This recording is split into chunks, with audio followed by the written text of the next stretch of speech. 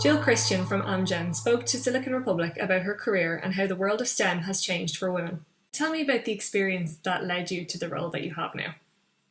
So I studied chemical engineering in UCD a long time ago, and I graduated and worked as an engineer for maybe 8 or 9 years post college, and I worked for various companies ranging from Jacobs Engineering, Roche, and Bristol Myers Squibb before I moved to Amgen. I had many different types of engineering roles over that period of time, from everything from automation engineering to process safety to plant engineering. And then in 2008, I took a leap and I jumped into supply chain to cover a maternity leave, and I never left. So so I'm 13 years now in supply chain. And what are some of the biggest challenges that you've experienced in your career? So the first one I would have faced, I think, is that decision to leave engineering after committing so much time into it. And I think I'd reached a stage where I wasn't moving fast enough in the engineering world, and I was going for lots of promotional jobs and I wasn't getting them. And the feedback I got at the time was I needed to think broader and I needed to be less siloed.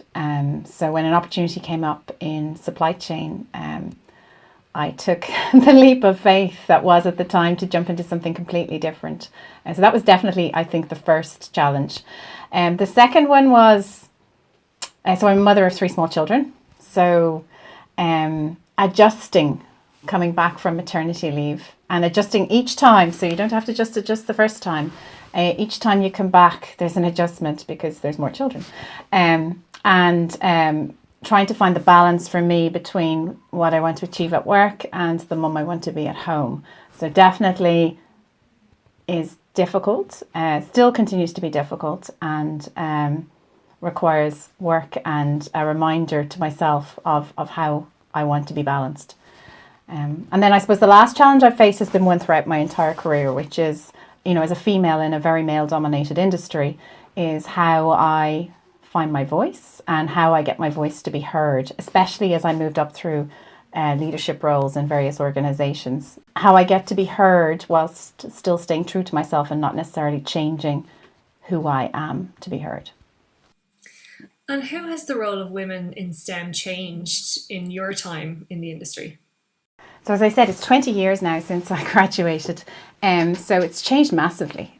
So when I graduated, thinking back, there were very few females in leadership in those large companies. Possibly there would have been one female member of the SLT in each of the major pharma companies I worked for when I joined. Whereas now I'm proud to say I'm part of a senior leadership team where 45% of the members are female. And what more do you think needs to be done to improve diversity in the STEM industry? I kind of look at it as we need to do something from the bottom up and something from the top down.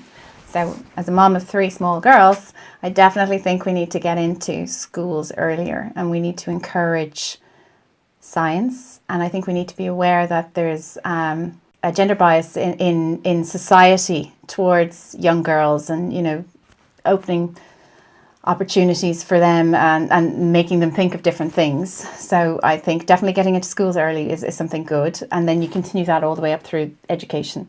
And then from a top down, I think, once people are in industry, there needs to be more females speaking about their experiences, various up through all the levels of every organisation. And then there needs to be mentorship and sponsorship of females to help them progress.